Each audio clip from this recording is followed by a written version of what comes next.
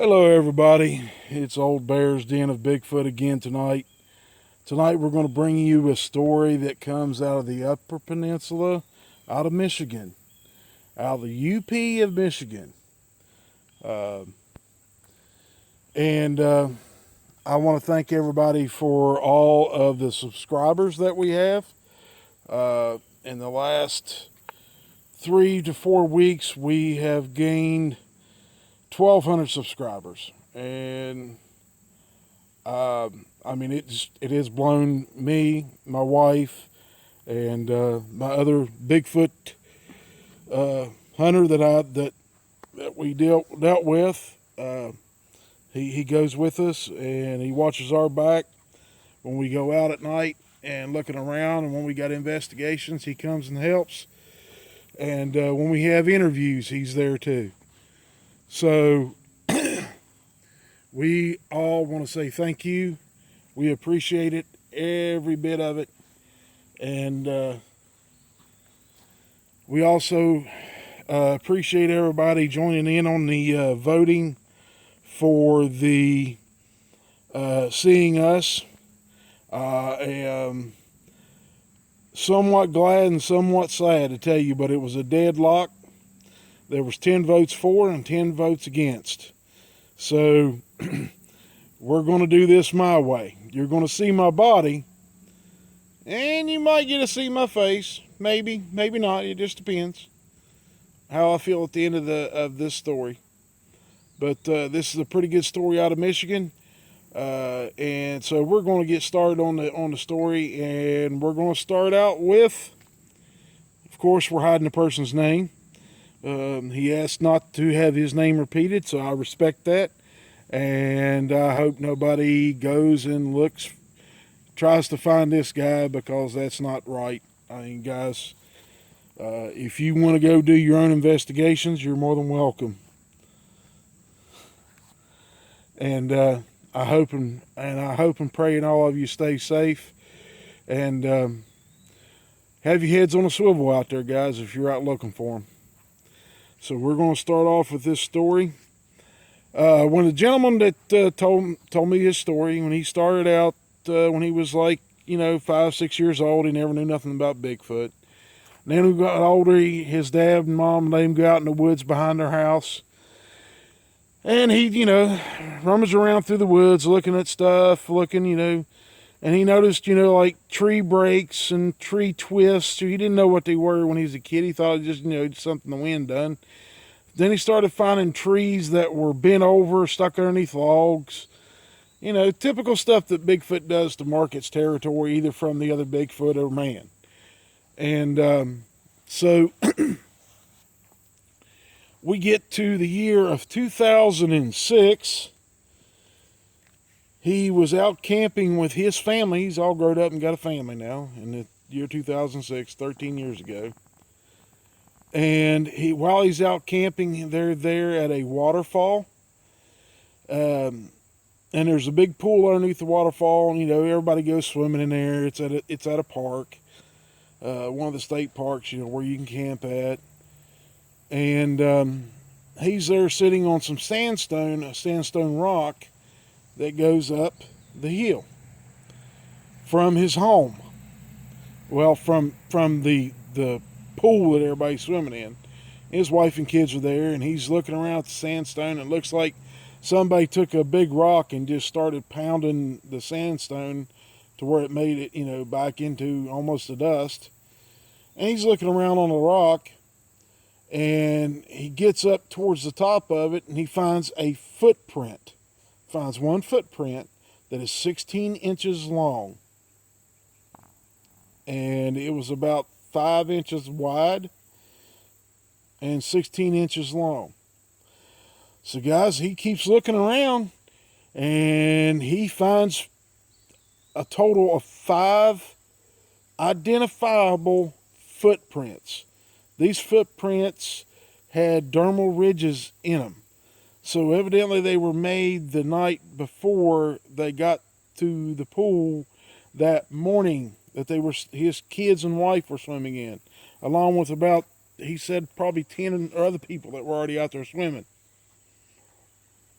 Uh,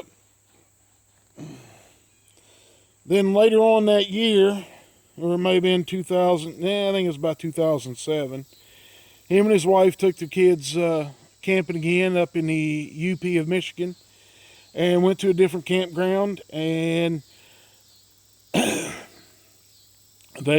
believe they were in a camper, but it didn't have an indoor rest bathroom, or there was something wrong with it. Anyway, his wife got up and went to the bathroom that was right next to their camper. He said it wasn't that far, maybe 50, 100 feet from his camper, something like that. It wasn't very far to go. And she had left, and he was laying there, and the kids were still asleep. And as he was laying there, he heard something scream, and that wasn't very far. He said it was loud. He said it shook his chest, and woke the kids up, and they were crying because it woke them up and it scared them. And Mom was in the bathroom, and he was torn between going out to safely get to his wife, get his wife back in the camper. And, he had to stay there to protect his kids, so he was torn between the two. And all of a sudden, she comes running back to the camper and throws the door open, jumps in, and slams the door behind her and says, "What in the world was that?" And he kind of says, "Well, that may have been that could have been a cat or something of that nature." And she said, "That never sounded like a cat we've heard before around the house." So they kind of talk about it a little bit, and they get the kids all quieted down and get them back to sleep. And he kind of stays up the rest of the night because he's worried. And they get up the next morning and go home. Didn't even take time to fix breakfast. They just got everything gathered up, put it back in the camper and in the truck, in the truck, and headed home. So let's go to 2008. Now this is the start of when he starts seeing Bigfoot. He's at another camping area, and he's just rummaging around, the camping area out to the backside of it, and where there's no campers and stuff, and he finds an 18-inch print that was 5 or 6 inches across. You could see the toes, most assuredly you could see the whole toes, the whole foot, everything. And he's getting into this Bigfoot at this time, getting into, looking for a Bigfoot. And he goes out behind his house, same year, and he starts finding all these tree breaks and tree twists, and he owns a little bit of property behind his house, not much, and he's finding all this on his property. So, he's looking up this stuff on the internet, and it's this possible Bigfoot, stuff, tree twists and tree breaks and trees pinned down, healthy trees just bent over, look like a bow or like an archway. So he's finding all this. Anyway, the same year, fast forward to the fall, he looked in the spring and in the summer for all this stuff, and he's finding all of it. Comes the fall, he's driving home from work, and he works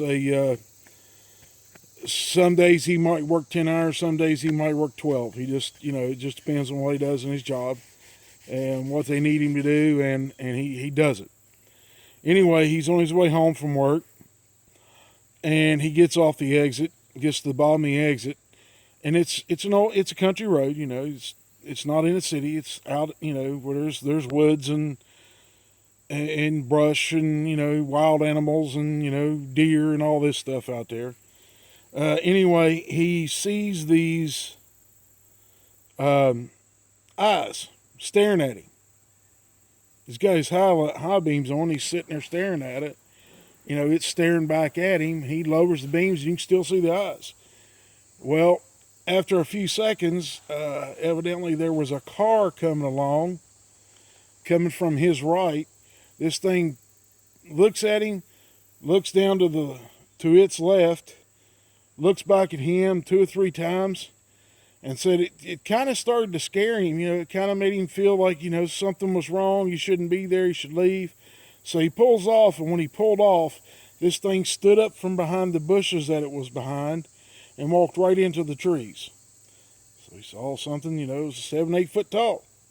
Ain't many men around that's 7, 8 foot tall. I'm pretty sure Shaq don't live in Michigan. Or Yao Ming doesn't live in Michigan. So that's his first eyewitness account of seeing a Bigfoot. Didn't get a lot of detail, but he did see the eye shine and did see it walk off into the trees. Later on, he's there at his house, and it's late evening, might be getting dusk, or it may have just gotten dark.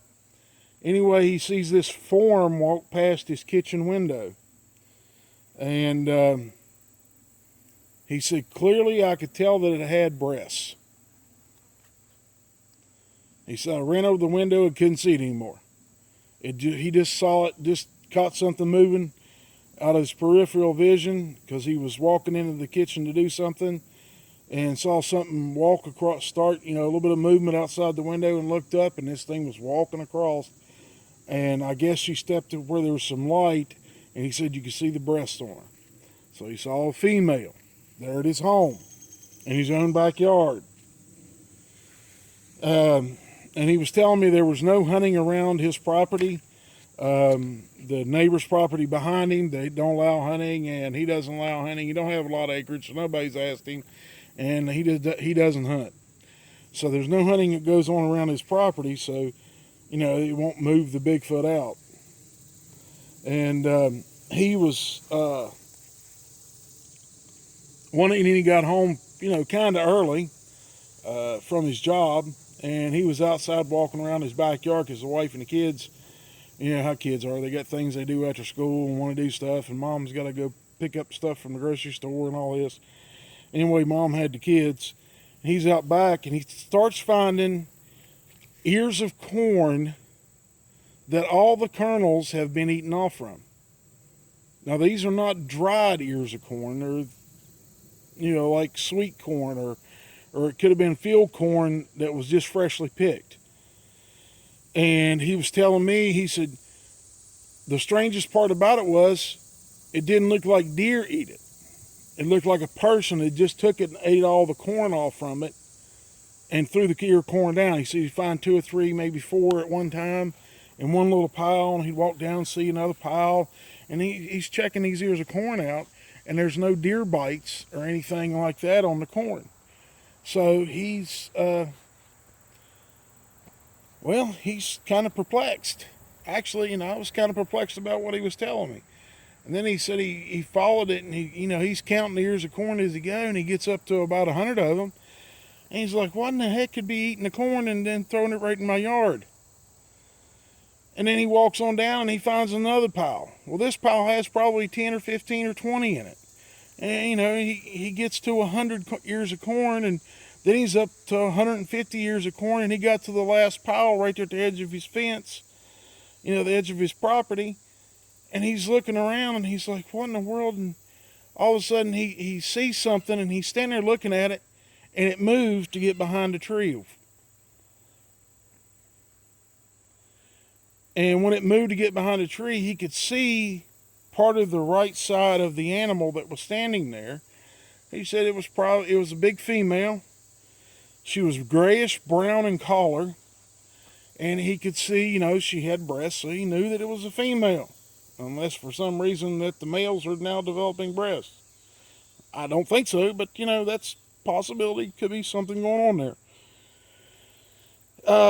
Then a little bit of time goes by, and he doesn't see him around. The winter comes, and the next spring comes around, and evidently they come back. But anyway, he's out on his deck in the springtime.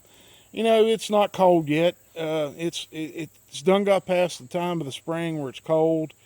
This could have been in May, and he's sitting out on his back deck about 2 or 3 o'clock in the morning, and he's out there smoking a cigar, and he's sitting there in a big lounge chair from for outdoors, and he's sitting there, and he said all of a sudden, the lights on the porch right there on the side of the house, covers the porch and the yard a little bit. he sees something come flying in from the air, and it lands right on the deck and then bounces up and hits his foot. He's like, what in the world? Who's throwing walnuts? He looked down and saw that it was a walnut. Well, here comes another one. 3 or 4 of these later, after them rolling up and just hitting his foot, he picks one of them up and slings it back the way that it came. Well, he never heard it hit the ground. Well, whatever it was throwing the walnuts at him, caught it and threw it back at him. And this time it made sure that it bounced and hit up against his shin. So he jumps up, goes inside, throws all the lights on the back of the house. 3 o'clock in the morning, it could be pretty dark. And he throws all his lights on outside, and he walks back out the door. And he's not carrying a gun or nothing. And he sees something black that looked like a deer. Like it was hunched over like a deer. Just standing there. And he don't see a long neck on it. And it looks like a deer standing there. Where's his neck? You don't see one. Well, this thing starts hopping away. And he says you could tell it was pushing off with his back legs, and his front legs were just catching. It's not the typical way a deer runs or way it bounds off like a mule deer. Mule deer bounds and they move their lower legs. They don't move the top part of their legs. And the whitetail, when it leaps and then kind of lands almost all 4 at once. And this wasn't doing that. This was landing on the front legs and then pushing off with the back ones. As soon as the back ones got planted, it would push off the back ones and make another jump. So he surmised that was a young Bigfoot that was out there throwing the walnuts at him, and it was jet black in color. So there's another sighting the man had. Anyway, here recently, about a couple years ago, he's out back and he hears a big ruckus going on in the woods. And he goes out in his woods to find out what's going on. And he sees trees start shaking, and then all of a sudden they fall over. And something's out there, and all of a sudden this thing starts screaming and grunting and growling and everything else. And it's shoving little trees over and picking them up and slamming them back to the ground, just throwing a ruckus. And he had brought a flashlight with him, and when he got out there, he clicked his flashlight on and pointed it right to where he thought the sound was coming from. And he hits the Bigfoot right between the eyes with the flashlight beam and he starts talking to this thing in a normal tone. Now this man he has American Indian blood in him, and his descendants were American Indians. I believe there were local tribes there that he was part of, and I think he told me they might have been a third or maybe 2/3 Indian. And he's talking to this thing, and just in the English language, and this thing stops and stands there, and he's telling it that if it'll stop doing what it's doing, tearing up the trees and shoving them down and destroying stuff, that whenever they're in the woods, that if they would just give him a whoop, he would turn around and leave the woods, and make sure that his kids do it and his wife does it. None of his family will be in the woods. They will leave the woods whenever that happens. And this thing stops. He turns the light off, starts walking out of the woods, and hears it walk off. It's no longer throwing a fit, not showing itself, and not doing anything to harm anything. So he walks off, goes back to the house, goes in the house, and he tells his wife what happened, and tells her not to let the kids go out there, and if they hear a whoop, that they are to leave the woods instantly. So that was 2 years ago. And over that 2-year period, anytime that any of them went in the woods, they hear a whoop, they turn around and leave. The Bigfoot have not caused any more trouble. They have not thrown anything at them. They haven't screamed at them. And he was telling me of an instance that he had